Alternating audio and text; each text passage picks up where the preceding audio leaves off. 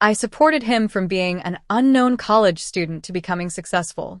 I went from being a beautiful campus queen to a middle-aged woman. Not only did he cheat, but he also pushed me into a lake, causing my death. By the grace of luck, I returned to that critical turning point in my life.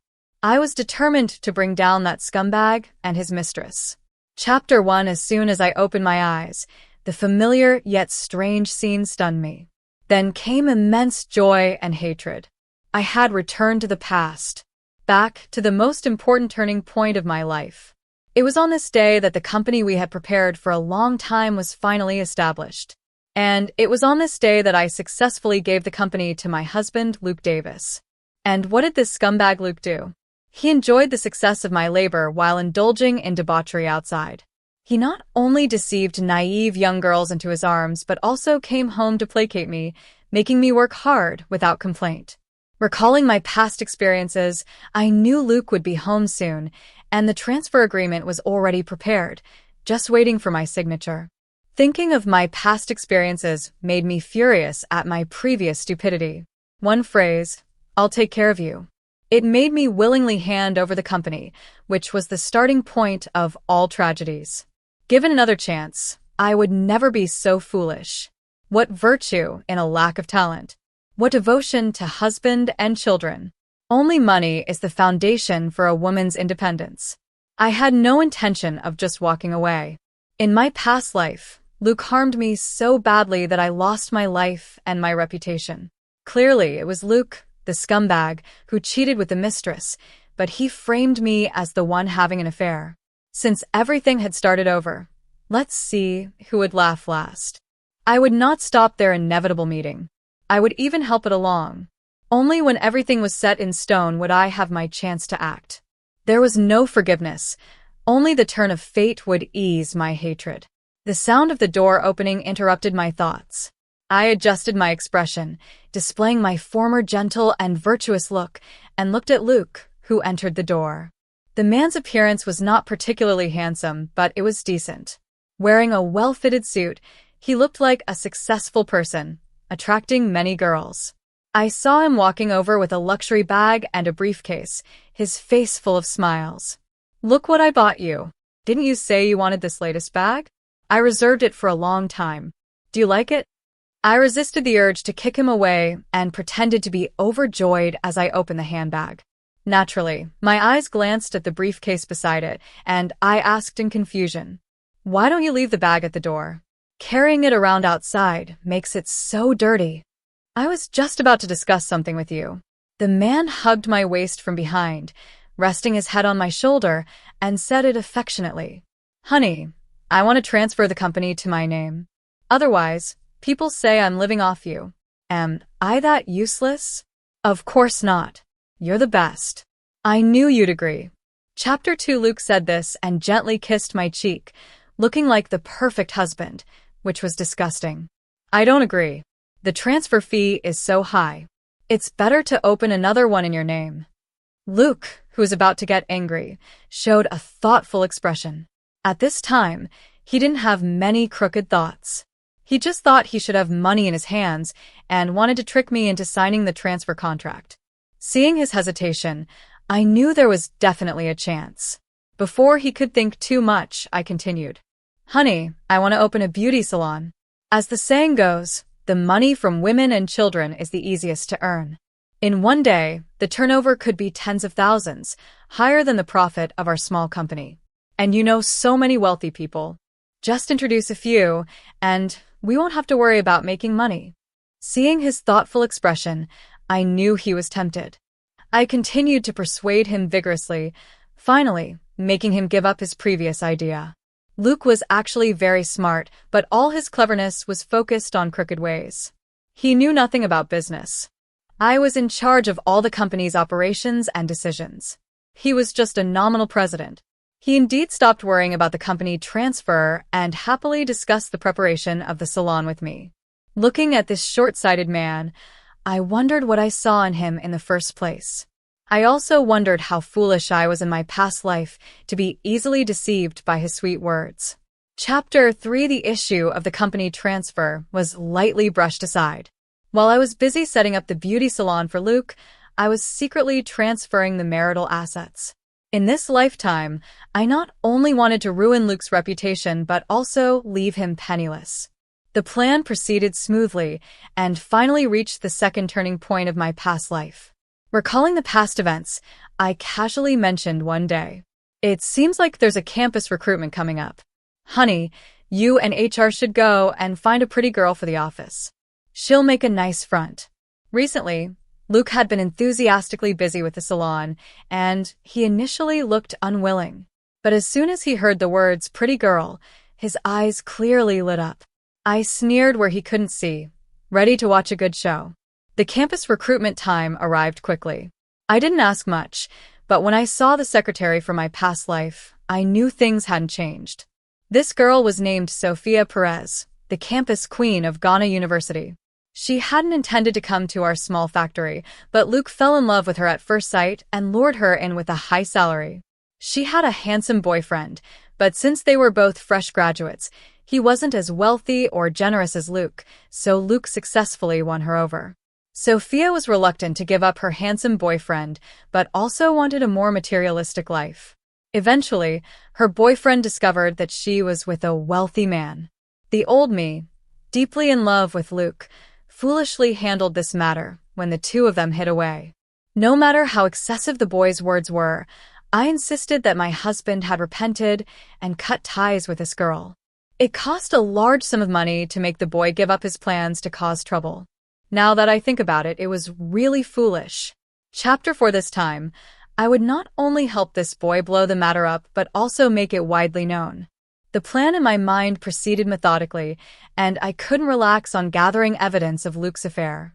The beauty salon was open during this time, and thanks to Luke's debauchery, the salon's revenue was considerable every month. Once the salon was on track, Luke began subtly hinting that he wanted to take over the salon's business entirely. I pretended to trust him and stopped managing the salon's affairs, turning my attention back to the company. Watching the money in the salon's back end gradually decrease, I knew the first step of my plan to leave him penniless had begun. I deliberately made myself busy to create time for them. I not only made the company go public early, but also used tactics to take the remaining few shares Luke had. To avoid suspicion, I had the finance department transfer his entitled money from the company account to him every month, confusing Luke. I secretly installed real-time pinhole cameras in every corner of the house. I watched the home surveillance daily, but Luke never brought anyone home. Just when I thought there was a flaw in the plan, I finally saw them in the act on the surveillance. This scumbag not only brought Sophia home, but also had her wear my pajamas and mess around on our marital bed. The entire scene in the surveillance was obscene and filthy. After discovering this, I went on a business trip and never returned home. Thinking of those two scumbags tangling on my marital bed, I couldn't bring myself to sleep with Luke again. Out of sight, out of mind. Luke thought I hadn't noticed and grew bolder, bringing Sophia home more frequently and trying new tricks. I didn't act immediately, but made thorough preparations. Luke loved his reputation and falsely accused me of infidelity. Let everyone see who the real shameless one was. Coincidentally, a company partner was sending us some specialties. I deliberately wrote the wrong address, sending them to our home. To ensure the plan went smoothly, I sent him out on an errand. I hid a full box of specialties in our bedroom, ready to stage a good show. That day, the company held a small fun competition, but after it ended, we suddenly found the gifts were insufficient. I sent away the assistant who reported it and turned on the home surveillance. Watching the two disheveled people, I couldn't help but sigh. This was perfect timing and opportunity. I instructed the assistant to prepare a car and have him accompany me home to move things. Then I frantically thought, having just one employee see it wasn't stimulating enough. The more people who knew, the better. I called the office. I had them gather the company's middle and senior management for an emergency video meeting and told the assistant to drive faster, fearing we'd be late. After stopping the car, I had the assistant point the phone at me, talking about the company while opening the door and walking directly into our bedroom. "What are you doing?" I pretended to be furious and shouted loudly. I didn't forget to secretly move aside, letting the phone capture the exciting scene on the bed. Chapter 5. I pretended to be furious and shouted loudly. I didn't forget to secretly move aside, letting the phone capture the exciting scene on the bed. Maybe the assistant was too young, focusing on the show and not ending the video meeting. Luke hurriedly started dressing, not caring at all about the equally naked Sophia. He covered his face and shouted loudly, "What are you recording with the phone? Turn it off. Turn it off." The assistant finally seemed to react, frantically ending the video meeting. But by then, it was too late. The 2 or 3 dozen middle and senior managers had seen everything. I was sure it wouldn't be long before the video spread everywhere. Luke hurriedly came over to grab my hand, continuously explaining, Isla, let me explain." The sight of their entwined naked bodies disgusted me both physically and mentally. I couldn't help but cover my mouth and run to the bathroom, vomiting violently.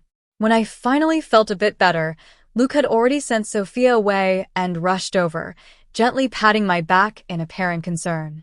After being reborn for so long, I finally had the chance to berate this scumbag. "Luke, get out." Isla, listen to me. It was that woman who seduced me. I love you. I just couldn't resist.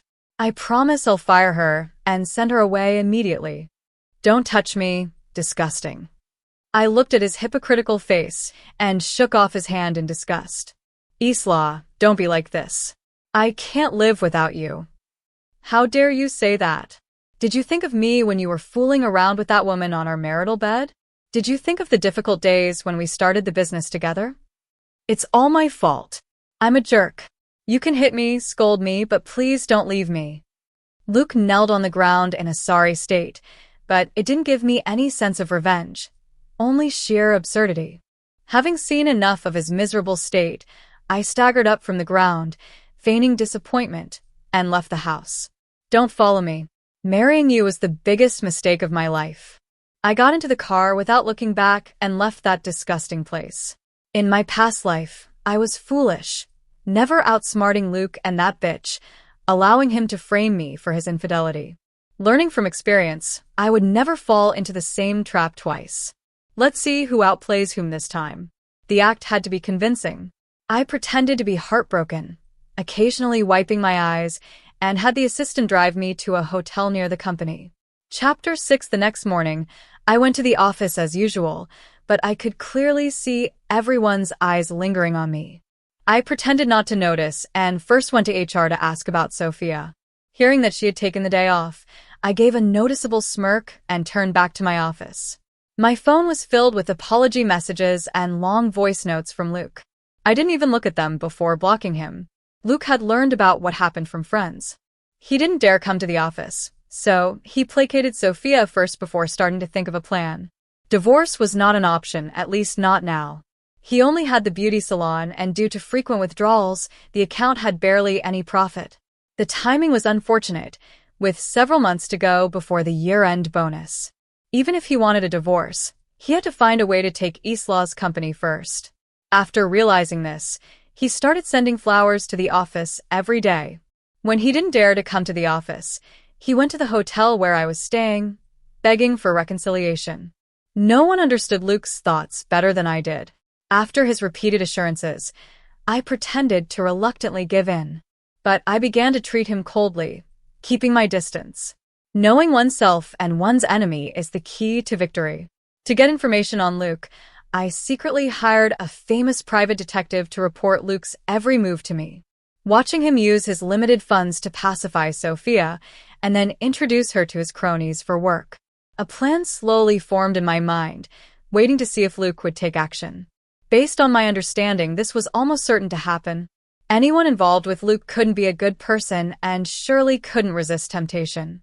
Although Luke didn't have much money left, I wouldn't give him a chance to turn things around. When he repeatedly asked me to move back in, I found an excuse. I said the house wasn't clean and needed to be sold. This was the house we bought with our first earnings, also our marital home. If it wasn't sold, Luke would definitely have a share. Would I make such a basic mistake? I guided Luke to spend his remaining savings on a bigger house in the city center. And I made him put the house solely in my name. Isla, we've bought the house. Come back. We don't know who lived here before. I need to redo the decor. Watching Luke endure humiliation, I couldn't help but feel delighted. But you have no place to stay. You should come back first. Where to? Back to the old house? Sleep on the bed you and others messed around on. My words left Luke speechless. I didn't look at his expression again and turned away gracefully. Luke had no choice but to split his time between placating me at the hotel and overseeing the new house renovations. He had no time to manage the salon's affairs. Just when he thought life was back on track, a bolt from the blue struck him. Back on track? That was impossible. Since Sophia dared to cheat, she had to be prepared for discovery. I uploaded their intimate video from the hotel online. I didn't blur anything and even hired a hacker to push this video to Sophia's boyfriend's phone. Because Sophia handled it well, Luke had long forgotten about him. But he was caught red-handed by the hot-headed young man. The young man gathered a few good buddies and beat him up without a word. It became widely known. I pretended to be angry and demanded a divorce, cutting off all contact with him. I handed over the company affairs, found my friends, and left the country in style. All these things piled up, making Luke frantic. But at this critical moment, something happened on Sophia's side too. Chapter 7, maybe she realized Luke was now a penniless loser. She couldn't stay with her handsome boyfriend either. Sophia, being disloyal, dumped Luke. She used all her tricks to latch onto Luke's crony, becoming his mistress. Luke quickly went from an envied company president to a penniless man with a chaotic personal life. He was not only beaten and hospitalized but also had no one to take care of him. Luke also gave up on himself. Besides, he thought I was his last resort, which was laughable. Out of money, Luke borrowed by pawning something to his cronies. Then he reported to the police, saying Sophia's ex-boyfriend intentionally injured him. He showed the police his injury report, wanting to send the man to jail. I wasn't worried when I got the news from the private detective. Since I dared to do this, I wouldn't let my partner get into legal trouble. Moreover, there was no evidence, and the charge of intentional injury wouldn't hold. Luke was desperate, spending a lot of money on connections. He was determined to get the man jailed. But for every bribe he sent, I sent even more. The result was that the money was spent, but the matter wasn't resolved. Luke was somewhat cunning. He must have realized someone was protecting him. But he could never have guessed that the one behind it was his supposed last resort, me. After all, I was still living it up abroad at that time, and no one would have thought I was the mastermind. Having no other options, Luke had to give up his revenge plans. But he was unwilling to accept it, feeling unsatisfied and having wasted so much money. Luke didn't stay long in the hospital and returned home. But when he tried to open the door, he found he couldn't get in. How could I pass up such a good opportunity? While he was still in the hospital, I sold our former marital home at a low price, just to let this scumbag experience being homeless. Without a place to stay or money to spend, Luke was finally driven to an emotional breakdown by various troubles. He turned his attention to Sophia. He had spent so much money on her, only to be kicked aside. He wanted to get all that money back. Chapter 8, he acted on his thoughts immediately and didn't go to Sophia's place. He knew this bitch was already with his friend. He went straight to his friend's workplace and bluntly demanded Sophia return his money. Luke, how did you end up like this? Look at yourself now. Do you still look like a successful person? You're like a stray dog. Sophia nestled in the man's arms, mocking the miserable-looking person in front of her. Luke looked at the despicable couple in front of him, his chest heaving with anger. The man Sophia clung to was named Charles Evans. He used to follow Luke around, calling him Luke, but now he held Sophia and laughed at him. I don't care how you two got together, but Sophia, give me my money back. You're here for money, huh? Has Mr. Davis fallen so low that he wants to take back the little he gave me? A few million is nothing to you? If you don't care, then return the money. You must have hit your head. It's just tens of thousands. Did you add an extra zero? I don't acknowledge this. Sophia wasn't a pushover. Otherwise, she couldn't have endured for so many years. She not only played Luke but also successfully climbed up, becoming Mrs. Davis. Every time, she coaxed Luke into writing voluntary gift in the transfer remarks. She transferred the money to a friend's account, making it impossible for him to trace. Charles, who had been watching, finally spoke, his tone no longer fawning as it once was. Luke, everyone knows about your situation now. Causing a scene here won't help. Think about how to repay the money. Otherwise, losing a limb will make it hard to find even dishwashing jobs. Watching the two laughing, Luke's thread of sanity snapped completely. Ignoring his still-healing injuries, he rushed forward and slapped Sophia. The slap had full force behind it. Maybe her teeth hit the soft flesh inside her mouth. Sophia's face bore a large handprint, and blood seeped from the corner of her mouth. She lay on the ground, clutching her face in disbelief, and then frantically charged at Luke. They fought fiercely in the office, using both hands and feet. They both looked like they wanted to kill each other. Charles was initially a bit surprised, but then leisurely sat in the boss's chair to watch the show. He also sent away the security guard who came to check on the commotion. He was just playing around with Sophia and didn't really care about her. Seeing that Luke wasn't looking for trouble with him, he didn't plan to get involved. He sat on the side, watching the drama unfold, feeling an indescribable pleasure. Luke was a man over 100 pounds, and Sophia originally couldn't beat him. But Luke, not thinking much, dragged his still-healing body over to demand his money back. Surprisingly, the over 100-pound Luke and the 90-something-pound Sophia fought to a draw. He glanced at Charles watching the show and forcefully pushed Sophia off him, roaring, "You did this on purpose." This was not a question but a statement. Figured it out? So what if I did it on purpose? You're nothing now with a mountain of debt. Who do you think you are, coming here to cause trouble? Charles, calling me daddy won't help. I suggest you get lost. Otherwise, I'll have someone carry you out. Facing Charles's humiliation, Luke, his face covered in blood, didn't dare to make a move. He couldn't even beat that bitch Sophia, let alone the burly Charles. He could only leave, slamming the door in frustration. Chapter 9. At this time, I had just returned to the country. Seeing the private detective's report, I knew Luke was pushed to his limit. It seemed the final act was about to begin. Receiving a call from the security guard, I sent everyone in the office away. I had the bodyguard wait in the next office and poured myself a glass of wine, feeling pleased. Seeing Luke's sorry state, I showed my brightest smile since being reborn. Isla helped me. I was tricked. Help me through this, and I promise to change. Luke, what makes you think you're still worthy of standing with me in your current state? Isla, what are you saying? Have you forgotten the hard times we went through together? Now that we're successful, are you going to abandon me? Don't make it sound so harsh. We succeeded together, but it was you who cheated. I know you're still mad, but I've changed. Sophia is just a bitch. She not only took my money but also hooked up with Charles. I'm the victim here. The person kneeling on the ground looked pitiful, but I felt no pity, only endless disgust. Truly, they were a despicable pair, putting profit above all. He once killed for his mistress. Now for money he could belittle anyone. Utterly shameless. Luke, you know what you've done. I won't mention those filthy thoughts.